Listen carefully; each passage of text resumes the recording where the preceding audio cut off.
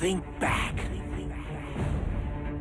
Dockers in disarray. The agony of supporting the Dockers. So the Dockers went back to the drawing board to rebuild the rabble that finished 14th in 09. First, they got really serious about youth. The Dockers are coming. They went for pace. Blistering run for the Dockers. They reinvented former stars. Talented, beautiful. They took a punt on mature rookies.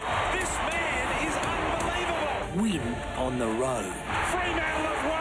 And they had to be as positive as their coach. We're a dangerous side to play. The plan is working. But tonight, the most important home and away game in their 16-year history. They face the biggest army, a team accustomed to the big stage. Friday night football, the bright lights. Win this, and Freo goes where they've never been before. It's 1 versus 2. This is Friday Night Football.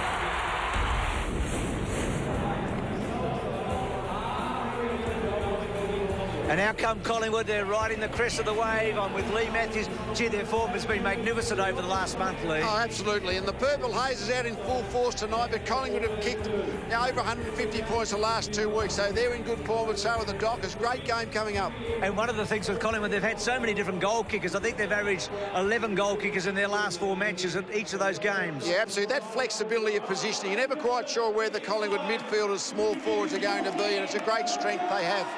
And what about the Dockers, Lee? I mean, they've been underdogs in 4 of their wins this year. They've been a revelation, haven't they? Well, they've been magnificent, and with a lot of players that have just burst onto the league scene the last year or two. Michael Barlow, what a year he's had as he started off in his first year, highest possession gatherer. They've recruited well, actually, haven't they, with that those older recruits. Mark Harvey, George, thanks, Harvey. We're going out in the middle because it's thanks weekend. You've taken a leaf out of Sheed's book this weekend. You've had sniffer dogs at the airport looking at Collingwood. You've been blocking with the umpires. No, I've had a good teacher, put it that way. And Collingwood, actually, they're playing on after marks has been an enormous strength. Have you done some work to try and slow them down? Yeah, well, that's the idea. Naturally, the game moves pretty quickly in these days anyhow, so you do everything within your power to try and stop it, but sometimes you can't.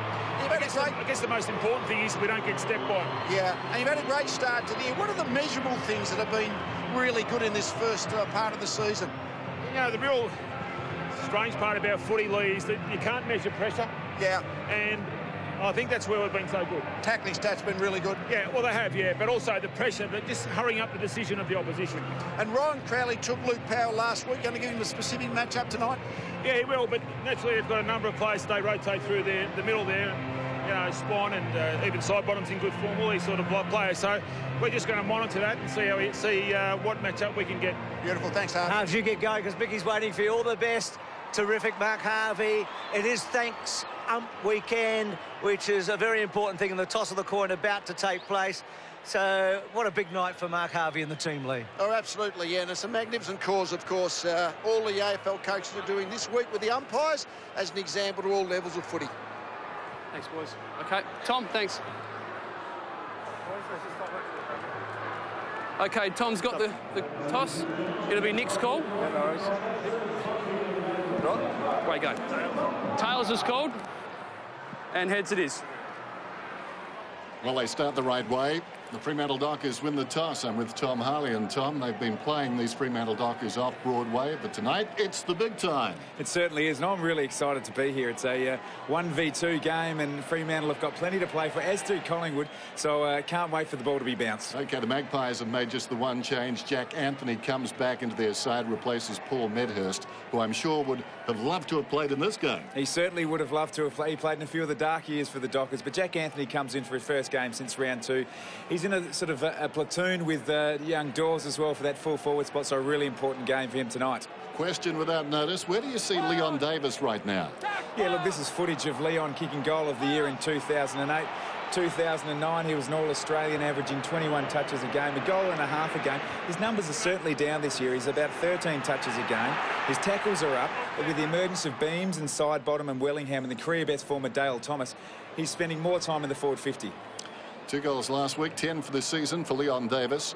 And what about the return of this young man? 22 possessions last week. And last time he played against Collingwood, he got 3 Brownlow votes. Reece Palmer, what a bonus to get him back. A massive bonus. He's almost forgotten that he missed all of last year, but he's slotted back in and looking in fantastic form. And I'm just wrapped with the depth and the talent they've got running through the midfield, and Stephen Hill's obviously another one. Potentially the best list they've ever had, coming off a career-high 32 possessions last week. That young man, Stephen Hill. And Matthew Pavlich, 27 goals for the season, got 3 last week. Now, Collingwood have gone for Reid ahead of Prestigiacomo. Who gets the job on Pavlich? Look, I think Reid is your full-back, so if Pavlich plays the traditional full-forward out of the square, that'll be the matchup. Nick Maxwell's the one I'd like to see. He's the captain of the club, and in such a big game, I'd love to see the 2 skippers go head-to-head. OK, we're excited. We're excited. Friday night football. It's Collingwood in town to play the Dockers. Top of the table awaits. Stick around. Coming up on the halftime show, Matthew Pavlich on the Dockers' stunning early season form. Harry O shows us what footballers really get up to in their spare time. And we'll tell you why Michael Malthouse has a whistle in his mouth.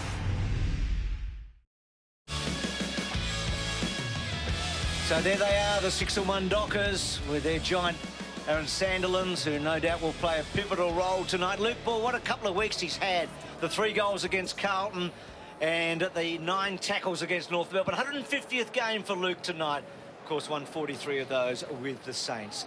Big night, exciting down there. We've just dashed back up, and right down there at the moment is Tim Watson. Tim. Thanks, Bruce. Yeah, perfect night for footy. This is a big ground. You need great midfielders on this ground. There's plenty of space out here. You need to run. You need to be able to spread. But you also need the blokes who can work on the inside. One of the best for the Dockers this year has been this bloke on screen now, David Mundy. He's a big midfielder. He's caught a lot of people by surprise. Their best clearance player. The other bloke that's been working really well, as he did last season for Collingwood, is Dane Swan, averaging 29 possessions a game after a pretty slow start. Their best inside midfielder. Now, Collingwood fans, they know there's a great Collingwood army, but they're great travellers too. There's a huge contingent of Collingwood fans down behind the goals to the left of screen. So Collingwood's best deeds tonight will be met with some sort of a roar. Looking forward to this one. Almost 36,000 at the moment, growing by the minute here.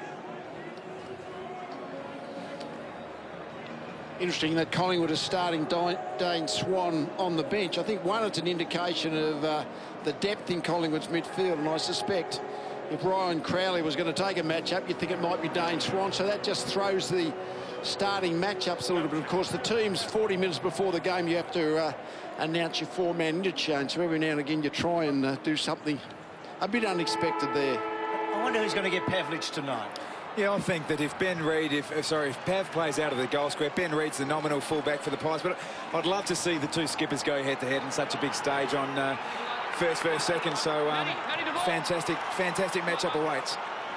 And the players all shaking hands with the umpires nearest to them. All part of the Thanks Ump weekend. More about that on the halftime show. So we're just about set to roll then. Friday night football at Subiaco Oval. Pavlich starting in the middle of the ground. It's been